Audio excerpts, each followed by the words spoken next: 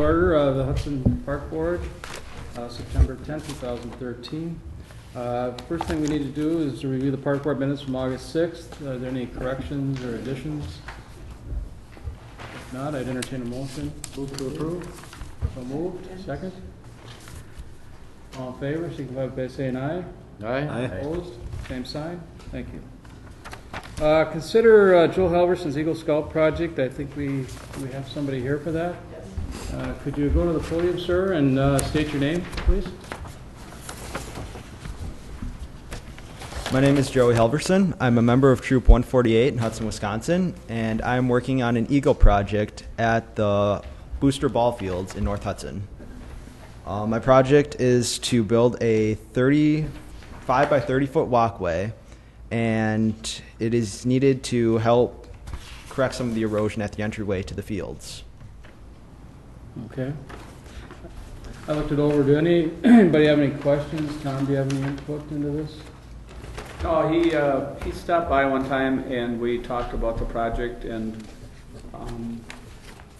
seemed like a good project to me. It seemed like they have an issue with some ponding and some issues, getting from the parking lot to the fields, and seems like it would be a good project. I don't see where there'd be any problems. I just want to comment from a booster perspective. I think, Joey, you were at the last booster meeting. Yes, I was. Last month, and we've been involved and worked with Joey as far as what we intend to do there, and yes, it will help us create, at least the plan is, a pathway in the spring when it is wet, people in wheelchairs, that type of thing, the erosion issue at the gate. So we're supporting this and then taking it a step farther, that where his project ends, then the boosters will begin and create some kind of pathway through the low area there, along with some possible ideas on how to drain some water. So yes, we've been working closely with Joey on this, and think it's a step in the right direction that we need to take. Okay, if so, anybody else have any questions, comments for this young man? If not, I'd entertain a motion to support this project. I'll make a motion to support it. Yeah, thank you. All in favor, signify by saying aye. Aye. Opposed? Thank you. Thank you very much. Appreciate it. Looks good. Okay, number 3. Number 3, review proposed 2014 Parks Department operating budget. Mr. Zulli stepped out for a second, so just wait 1 second.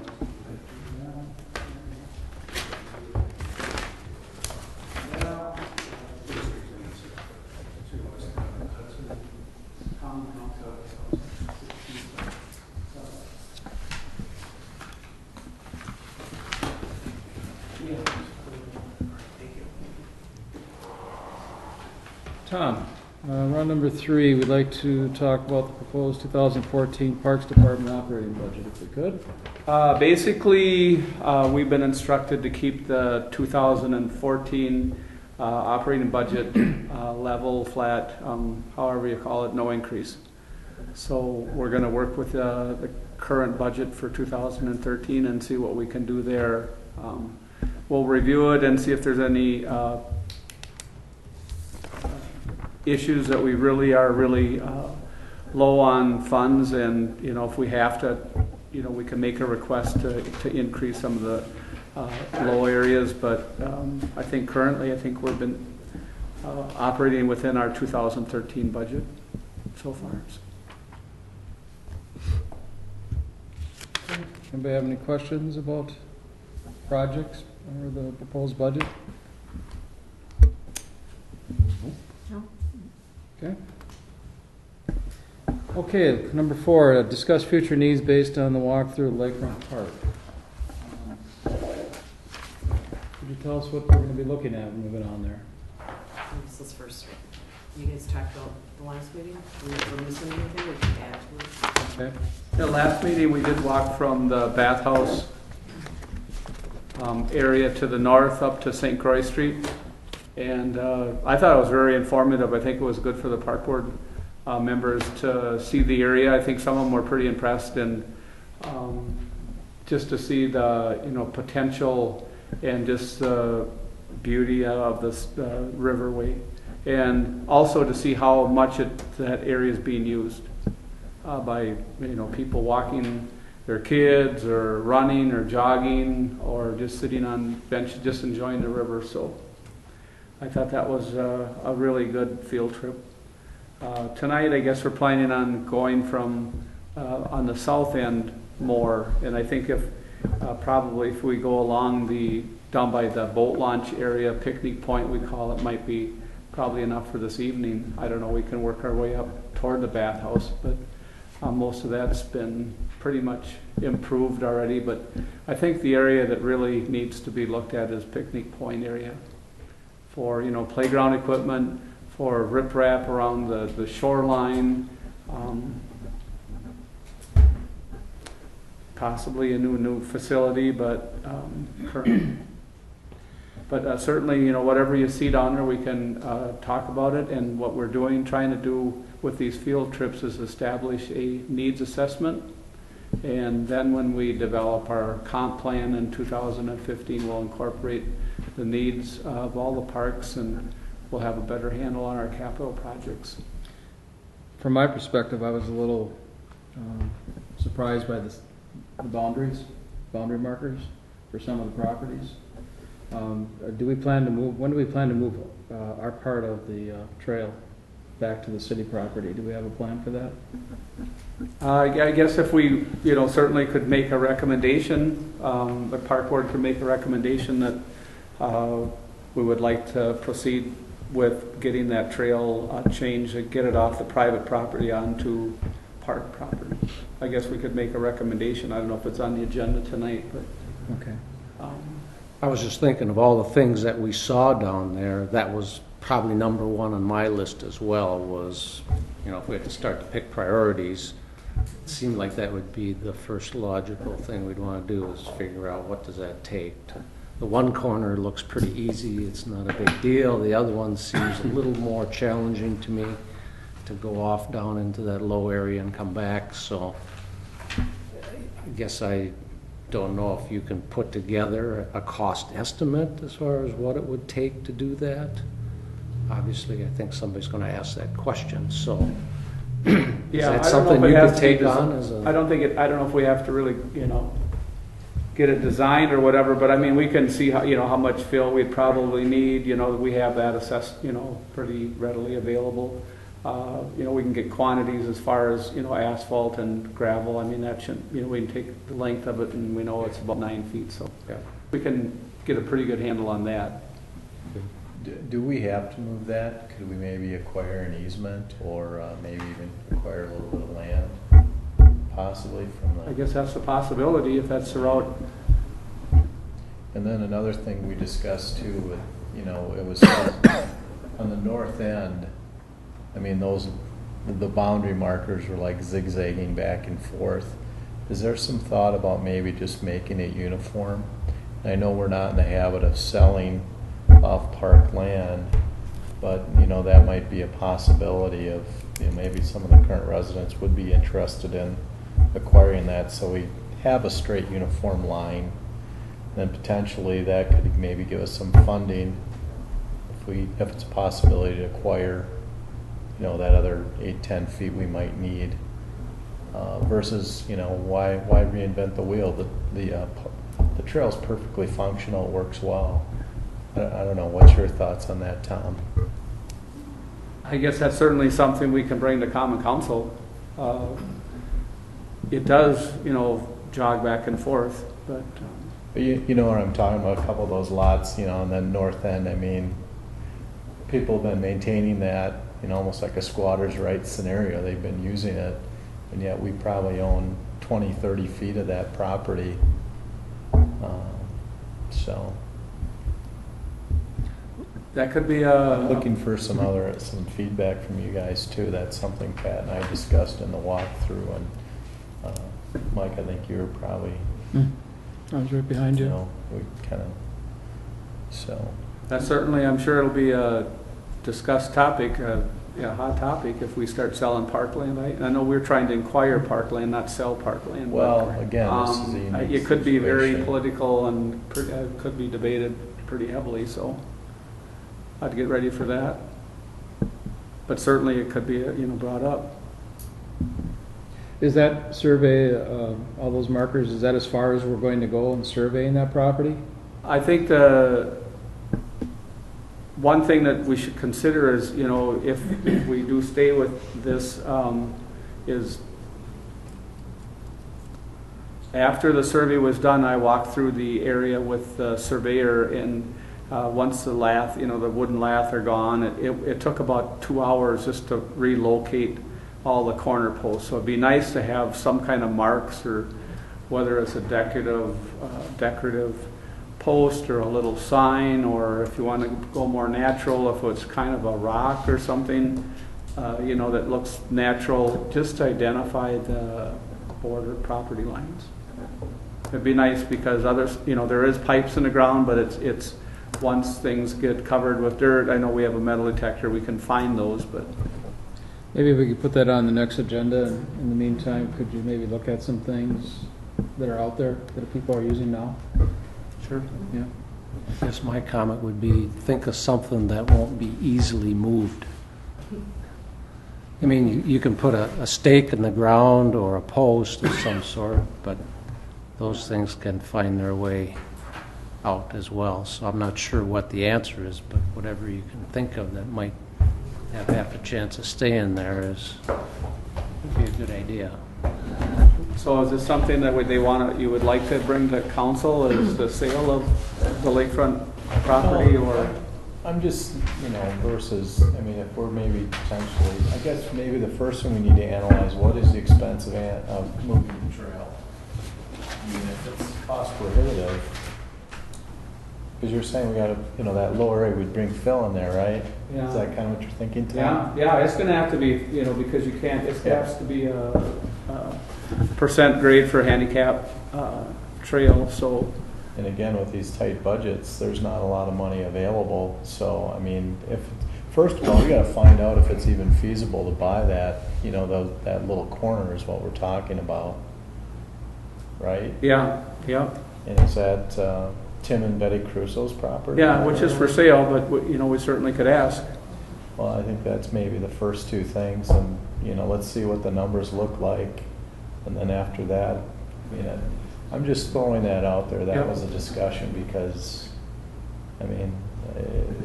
it's pretty haphazard up there unless we have some plans of expanding up in that part of the park, and maybe we do. I think that's the whole idea of doing these field trips is, to, analyze and see what direction we'd like to go as far as park improvements and our needs assessment. I'm just throwing that out there. I don't necessarily think we need to take that to council right now and say, yeah, we want to sell this. Well, let's start out by putting on our next agenda, a cost of moving our trail. Get it back on our property, how much that's actually going to cost. All right, we can do that. Tom, would the city have basically free fill available to put in there? Yeah. That wouldn't cost us anything other than the hauling of it, basically? Yeah, no, I don't think that would be, Okay. a big expense. Just be the paving and, Right. the grading of it, so. Okay. And that's pretty easy to get. I can talk to a couple contractors and get a price for that. Okay, next one is there anything else for that for right now? Sure, that'd be fine.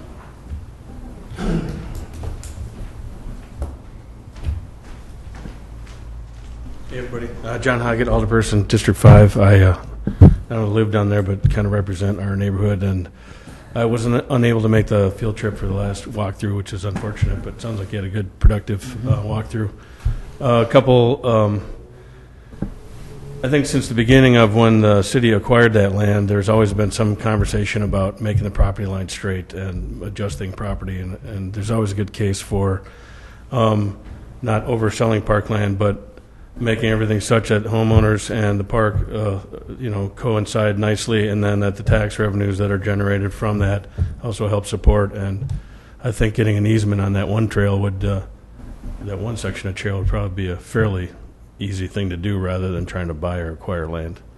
I have another meeting at 6 o'clock, so the other thing, you guys are going south, and I was going to try to put it on the agenda somewhere along here, but raising the boat ramp up to so it doesn't flood in the spring, so that it constantly is generating funds year-round rather than, because currently how many years in a row have we closed that now, Tom?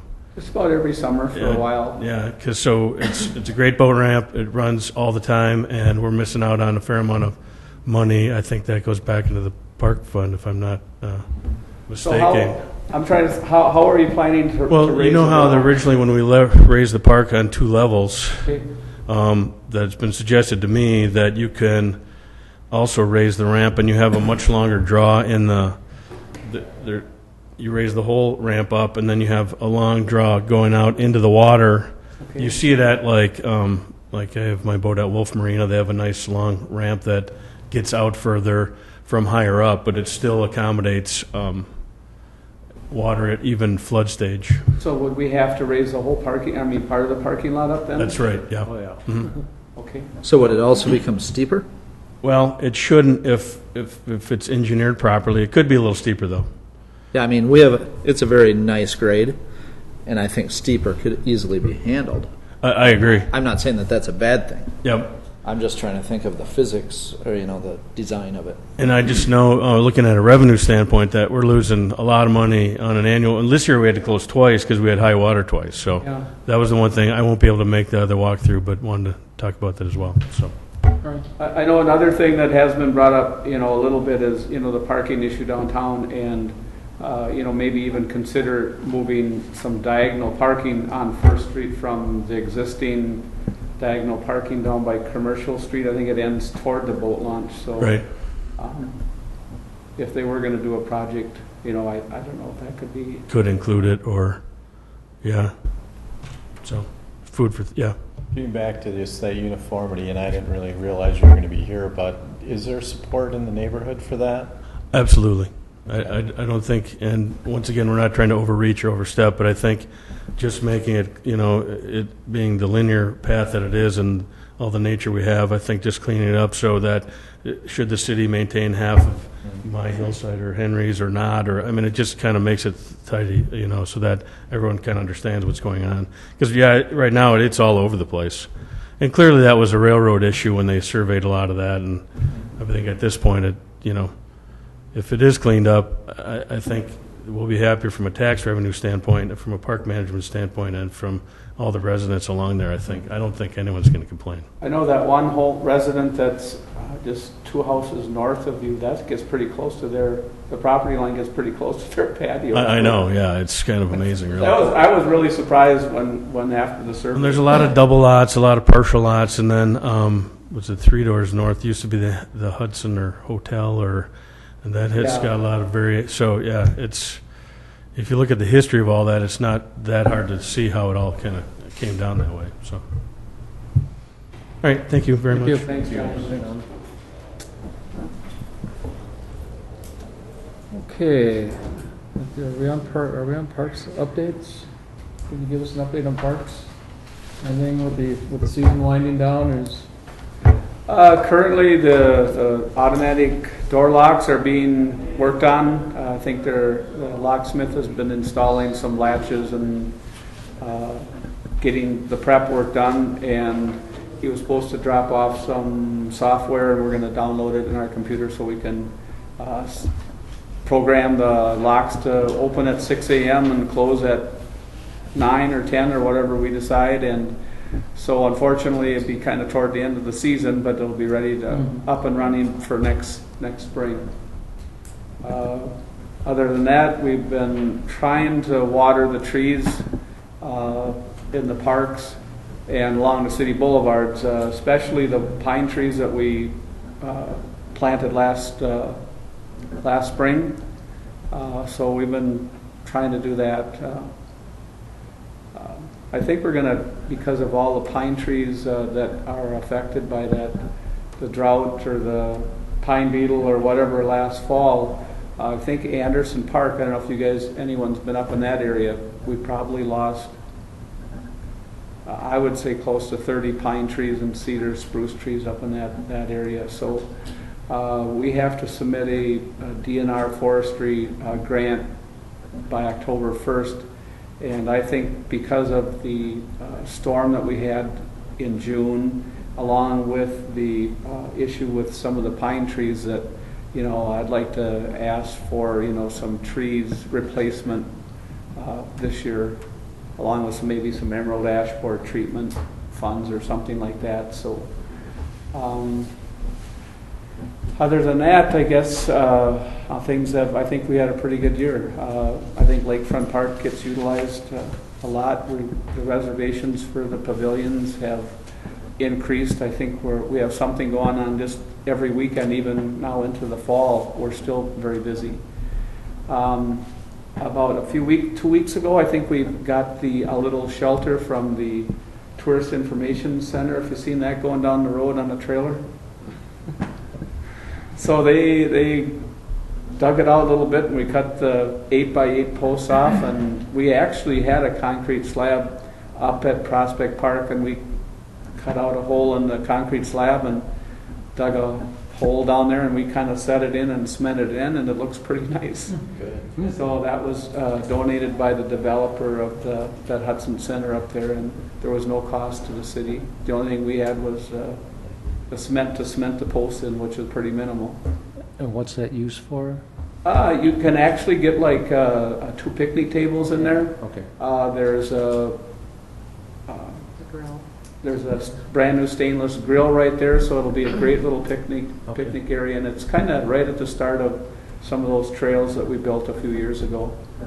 So I think it's a great location, and certainly the price is right. Yeah. Great. Say, a quick question on the door locks. Do we need to put some kind of signage on the bathrooms so people kind of know what's going on? I would think maybe we need something. As far as, you mean worried about someone getting locked in? No, as far as just the use of the facility, that, you know, these, I don't know what you say, but Doors automatically lock at 9 or something. there's something that Okay. might, Yeah. Well, you'll always be able to get out. You know, what you say, if at 10 o'clock you happen to go in there, or whatever time it's just, you know, programmed to lock, you'll always be able to get out, Okay. no matter what. And then in the fall, we Shut in it. our bid, we wanted it dead bolted, so there's, oh, you know, we can put a deadbolt on there, and then, you know, the Okay. door will still be locked by the okay. timer, or the programmable lock, and then we'll still have a deadbolt so we can secure it. But yeah, I mean, if you feel that. Well, yeah, I don't know. The times of the day, I suppose there isn't much people hanging around. Was it 6 a.m. to like 9 or something, or what are you thinking? What time are we setting these for again? Well, generally, we open the bathrooms at around 6:30 is when we start working. So if we want to open at 6 or 7, that'd be fine. But generally, we start going around cleaning bathrooms in the summer about 6:30.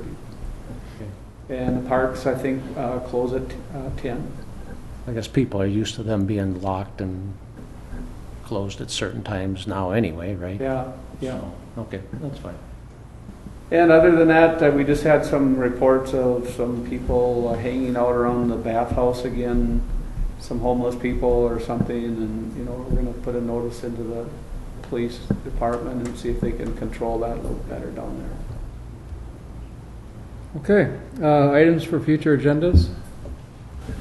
Just a couple, quick comment. I don't know if they are going to follow through, but there was talk that Lake Malibu might be drawn down again this fall or this winter. Have you heard anything more? I have heard that a couple times, that they draw it down to a certain level to, you know, then they keep it down for, I don't know, most of the winter, and then it supposedly it kills the milfoil. I've launched there a few times in the last couple of weeks. I just wanted to mention that, you know, that's a great ramp and everything, but based on the amount of, the concrete slabs that are there underwater, there's a very severe drop-off once you go off of the slab. I don't know if there's a way we can add another slab extension there when the water's down, but it's just, you know, that one slab short right now of being a really nice ramp, because you back in there and all of a sudden it just drops, and then you got to pull it up over the whole concrete slab to get out of there again. So Generally, we have brought some sand, you know, when we know it's, you know, we get that bump or that drop off. I don't know if it just settles out or if people, if That's power loaded. power, yeah. people- So, but we do have capital requests for extra panels down at the, Oh, both of them. both boat launches, and I think that was approved. So we actually would like to add another concrete section on there. So Okay. hopefully we'll do it this fall or next spring. So we have some funds for that, absolutely. I assume that'd be the time to do it, if you can catch them. Yeah. So, Okay, I forgot to introduce a new park board member, and I apologize for that. Jeff Turstead, welcome. Thank you. You're from Hudson and for a Yeah. long time, and But came here in 2000. okay. So I'm on the Board of Zoning Appeals for about the last 8 years. And then involved with other youth items in the city. Welcome. Okay, at this time, we're going to move down to the boat launch area and reconvene down there. you need a motion to adjourn here to reconvene or not? I don't think so. Okay. I think we just, Yeah, like last time we adjourned down. Down there or something? Okay. Very good. Boat landing.